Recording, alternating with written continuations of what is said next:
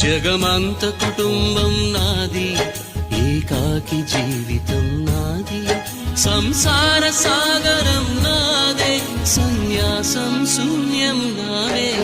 జగమంత కుటుంబం నాది, ఏకాకి జీవితం నాది.